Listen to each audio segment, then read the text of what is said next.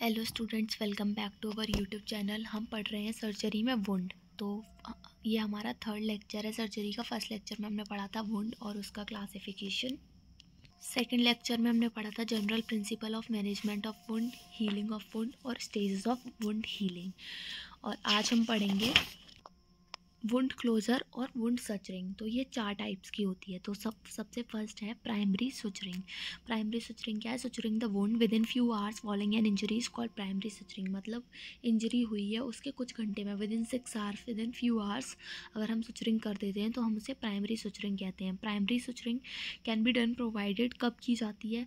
जब incised wound हो, clear cut wound हो और किससे हो? शार्प ऑब्जेक्ट से हो, जैसे नाइफ, रेजर ब्लेड। तो इट इज़ एन इंसाइज्ड और cut wound with a sharp object, knife, razor blade, etc.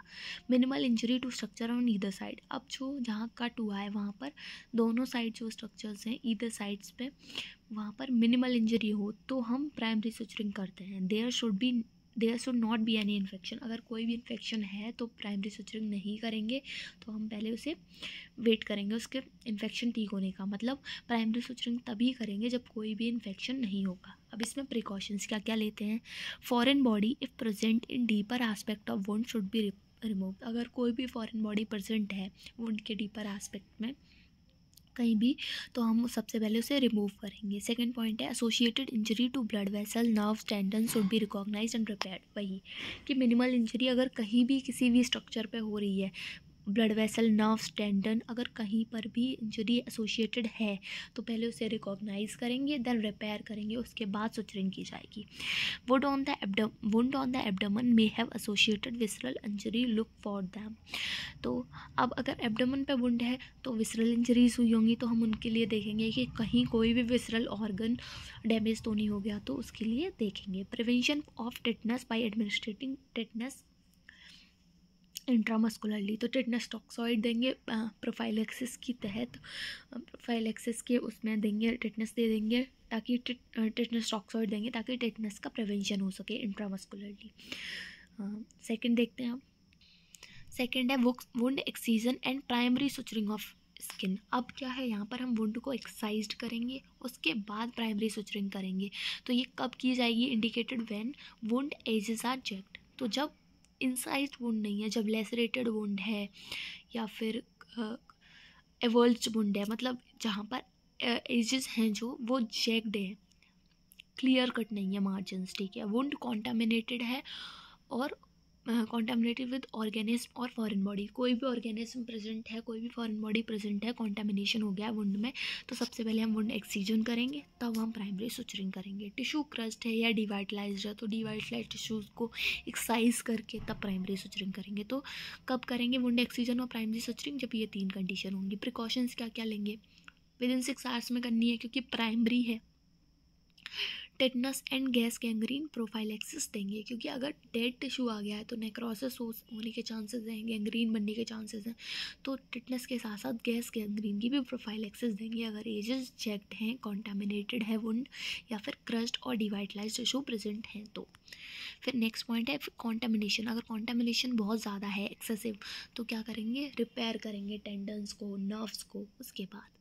फिर थर्ड है हमारा wound excision and delayed primary suturing. तो अभी तक हमने पहले प्राइमरी सुचरिंग की, फिर अगर एज चेक थी, कॉन्टामिनेटेड थी, क्रस्ट या डिवाइटलाइज्ड टिश्यू प्रेजेंट थे, तो हमने वुंड को एक्साइज कर दिया, फिर प्राइमरी सुचरिंग कर दी, लेकिन कब की? With in 6 hours. अब हम क्या करेंगे कि डिलेड प्राइमरी सुचरिंग करेंगे वुंड एक्सीजन के साथ। कब करेंगे? इंडिकेटेड लेसरेटेड वुंड, जब वुंड लेसरेटेड होगा विद मेजर क्रस इंजरी, जब क्रस इंजरी बहुत ज़्यादा होगी, मतलब जैसे अर्थक्वेक वगैरह में या फिर रोड ट्रैफिक एक्सीडेंट में या फिर व्हीकल के नीचे आ गए, कैसे भी लेसरेटेड इंजरी होगी, जब क्रस इंजरी ज़्यादा होगी तब हम करेंगे वुंड एक्सीजन और delayed primary suturing.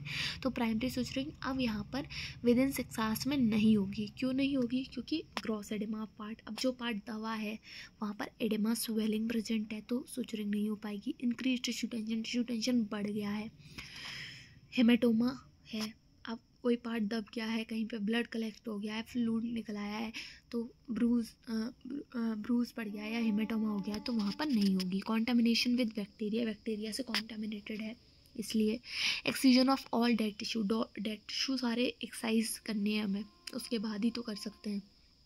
Result in compartment syndrome if primary suturing is done, और अगर हम प्राइमरी सचरिंग कर देंगे तो क्या होगा, वो पार्ट वर्क नहीं करेगा, कंपार्टमेंट सिंड्रोम हो जाएगा।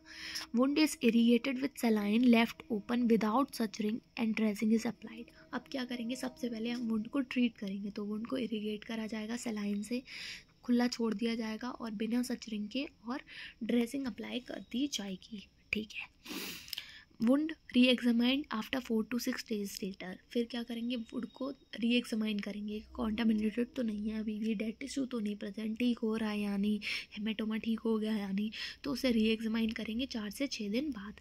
If there is no infection non viable tissue wound is sutured, अगर कोई भी इन्फेक्शन नहीं होगा, कोई भी वायबल टिश्यू, कोई भी नॉन वायबल टिश्यू प्रेजेंट नहीं होगा तो हम वुंड को सचर कर देंगे। लेकिन अगर डीवाइटलाइज टिश्यू प्रेजेंट है, नॉन वायबल टिश्यू प्रेजेंट है, तो फिर हम उसे डिले और करेंगे। तो दिस सेकंड स्टेज प्रोसीजर को कहते हैं हम डिलेड प्राइमरी सचरिंग, क्योंकि हमने डिले किया, हमने वेट किया, ठीक है। फिर लास्ट है हमारा सेकेंडरी सुचरिंग। सेकेंडरी सुचरिंग क्या होती है, आफ्टर ऑपरेशन सुचर्स में give away because of severe infection. अब क्या है, एक बार सुचर दे दिए, लेकिन उसके बाद ऑपरेशंस के बाद सुचर्स क्या हो गए, गिव अवे हो गए, सड़ गए, गल गए, इन्फेक्शन हो गया वहाँ पर, severe infection with persistent discharge of पस, और उसके साथ साथ पस का फॉर्मेशन हो गया। इन सच केसेस, ऐसे केसेस में 7 to 14 days later after controlling infection, 7 से 14 दिन बाद जब इन्फेक्शन कंट्रोल हो जाता है, स्किन फ्री कर दी जाती है एज ऑफ वुंड से, skin is freed from the edge of wound, the granulation tissue and skin are approximated, तो सब कुछ हटा देते हैं, उसके बाद सुचरिंग होती है। तो इसे कहते हैं हम सेकेंडरी सुचरिंग। की प्राइमरी सुचरिंग कर दी, वो गल गई, उसके बाद सुचरिंग करी, तो उसको कहेंगे हम सेकेंडरी सुचरिंग। नेक्स्ट टॉपिक है हमारा फैक्टर्स अफेक्टिंग वुंड हीलिंग। ऐसे कौन से फैक्टर्स हैं जो वुंड हीलिंग को अफेक्ट करते हैं, तो देखते हैं। सबसे पहले जनरल फैक्टर्स क्या क्या हैं। सबसे पहला फैक्टर है एज, ये सबसे कॉमन फैक्टर है। अब क्या है कि जो चिल्ड्रंस में है, जो वुंड हील होते हैं वो फास्ट होते हैं। क्यों फास्ट होते हैं, क्योंकि वहाँ पर कोलेजन ज़्यादा बनता है, और ओल्ड एज में क्या होगा, कोलेजन कम हो जाएगा तो हीलिंग डिलेड हो जाएगी। तो बच्चों में फास्ट होगी, ओल्ड एज में हीलिंग डिलेड होगी, ठीक है। डेबिलिटेशन क्या है, डेबिलिटेशन से कैसे होगा कि डेबिलिटी आ गई, वीकनेस हुई, मेल न्यूट्रिशन हो गया, तो मेल न्यूट्रिशन की वजह से क्या होगा, किसी भी विटामिन की, प्रोटीन की, जिन फाइबर्स की कमी होने की वजह से हीलिंग डिलेड हो जाएगी। तो विटामिन सी की वजह से हीलिंग डिलेड होती है। विटामिन सी क्या करती है, फाइब्रोब्लास्ट से कोलेजन सिंथेसिस कराने में हेल्प करती है। विटामिन सी से कोलेजन सिंथेसिस कराने में हेल्प करती है, फाइब्रोब्लास्ट से कोलेजन बनाती है। तो हमने पढ़ा था कि प्रोटोकोलेजन से कोलेजन बनाता है, तो उसमें विटामिन सी की नेसेसिटी होती है। तो अगर विटामिन सी कम है, मेल न्यूट्रिशन है, अगर proper nutrients, proper vitamins, proper proteins वगैरह नहीं मिल रहे हैं, तो क्या होगा, हीलिंग डिलेड हो जाएगी। फिर नेक्स्ट है डायबिटिक पेशेंट। डायबिटिक पेशेंट में क्या होगा, वुंड हीलिंग डिलेड हो जाएगी। क्यों हो जाएगी, क्योंकि ब्लड शुगर ज़्यादा होगा। तो ब्लड शुगर ज़्यादा होगा तो प्रोलिफरेशन ऑफ बैक्टीरिया ज़्यादा होगा, बैक्टीरिया ज़्यादा ग्रो करेंगे। और दूसरा और क्या कारण है, माइक्रोएंजियोपैथी है, या फिर अर्थेरोस्क्लेरोसिस है, या फिर फेगोसिटिक एक्टिविटी कम होने की वजह से भी वुंड हीलिंग डिलेड हो जाएगी।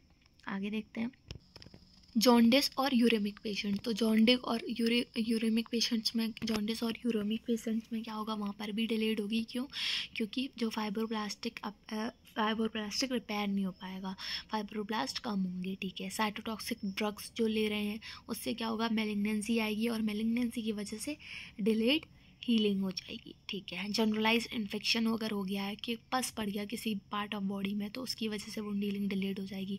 कॉर्टिकोस्टेरॉइड्स क्या होते हैं, एंटी इन्फ्लेमेटरी होते हैं, तो इसकी वजह से क्या होगा, इन्फ्लेमेशन नहीं होगा तो हीलिंग की प्रोसेस नहीं हो पाएगी। इन्फ्लेमेशन से ही हीलिंग की प्रोसेस शुरू होती है, ये हमने पैथोलॉजी में भी पढ़ा था।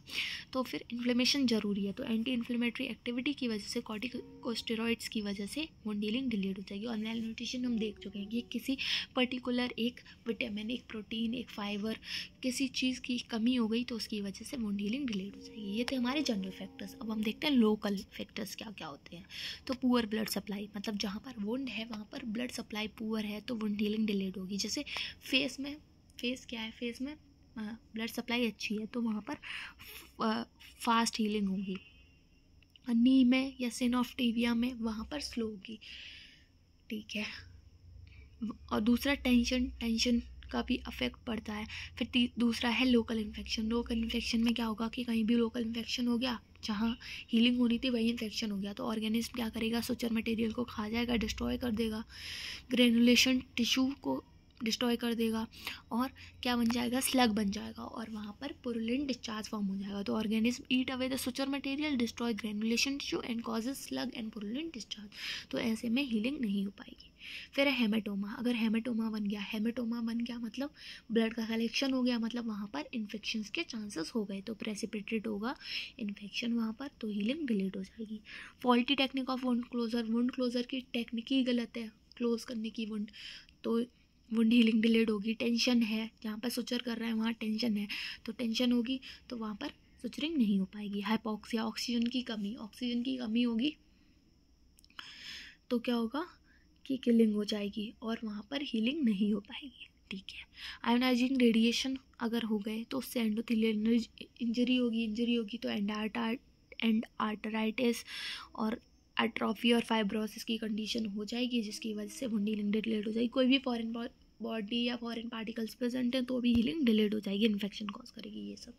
अब अगर हम हीलिंग की होम्योपैथिक दवाइयाँ देखें कुछ, तो वो क्या क्या होंगी, अर्निका, रूटा, सिम्फाइटम, ये तो हमने पढ़ी हैं कंपेयर करके कि बोन इंजरी के लिए अच्छी हैं या फिर आई इंजरी के लिए अच्छी हैं, ये तो हमें पता है। लीडम गार्डनर्स में जो होती है लीडम, उसके लिए अच्छी। हाइपेरिकम हुई, कैलेंडुला हुई, सांप इंजरी, इंसाइड इंजरी के लिए कैलेंडुला दे देते हैं। तो ये हैं कुछ मेडिसिन, आप लोग इनके देख लेंगे, मतलब कहाँ कहाँ किस किस इंजरी में दी जा रही है वो आप पढ़ सकते हैं। बस एक हिंट दे दिया मैंने कि कौन सी मेडिसिन आपको देखनी है। ठीक है। अब हमारा वुंड और उसके वुंड हीलिंग का लास्ट टॉपिक है हाइपरट्रॉफिक स्कार और क्लियर्ड स्कार। अब क्या है, हीलिंग हो गई, स्कार बन गया। स्कार मैच्योर भी हो सकता है, इमेच्योर भी हो सकता है। अगर इमेच्योर स्कार है तो दो तरह का होगा, हाइपरट्रॉफिक स्कार और क्लियर्ड स्कार। तो दोनों देखते हैं क्या डिफरेंस है, क्या से क्या। जनरल फीचर सबसे पहले तो hypertrophic scar occurs from prolonged inflammatory phase of wound healing. जो हाइपरट्रॉफिक स्कार है वो कब बनेगा, जब इन्फ्लेमेटरी फेज प्रोलॉन्ग्ड हो जाए, ख़त्म ही नहीं हो रहा, लंबा हो गया, बहुत लंबा खिंच गया। It never get worse after 6 month. 6 month के बाद ये कभी वर्स नहीं होता। जबकि क्लियर्ड स्कार वर्स कब होगा, 1 साल के बाद, कुछ सालों के बाद, फ्यू ईयर्स के बाद भी हम देख सकते हैं कि उसके वर्स होने के चांसेस हैं। लेकिन अगर हाइपरट्रॉफिक स्कार बन रहा है तो 6 महीने तक देखेंगे, अगर बनेगा तो 6 महीने में बन जाएगा, वरना नहीं बनेगा। लेकिन क्लियर्ड कभी भी बन सकता है। हाइपरट्रॉफिक स्कार में क्या है, इचिंग यूजुअली एब्सेंट होगी, अगर प्रेजेंट होगी तो सीवियर नहीं होगी।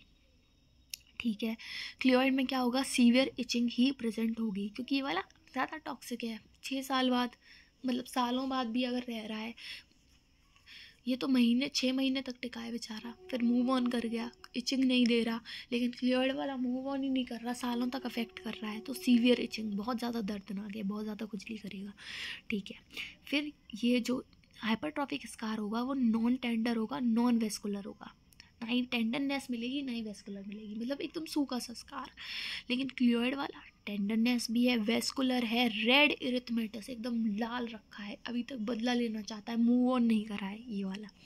कीलॉइड जो स्कार है वो कैसा है, मूव ऑन नहीं करा। हाइपरट्रॉफिक मूव ऑन कर गया, ऐसे करके याद रख सकते हैं। ठीक है। फिर हाइपरट्रॉफिक स्कार क्या होगा, doesn't extend beyond the boundary of original incision, it rises above skin. जो हाइपरट्रॉफिक स्कार है वो ओरिजिनल इंसिजन के बियॉन्ड नहीं जाएगा, मतलब जहाँ तक इंसिजन है वहाँ तक अपनी, मतलब जितना दर्द उसे मिला है ना उतने ही जख्म होंगे उसके बियॉन्ड नहीं जाएगा, उसके बियॉन्ड उसकी नफरत नहीं होगी, उसके बियॉन्ड नहीं जाएगा। ठीक है। इट राइजेस अबव स्किन के ऊपर ही बनता रहेगा, मतलब जितने उसे दर्द मिले हैं उन्हीं को हील करने में लगा है।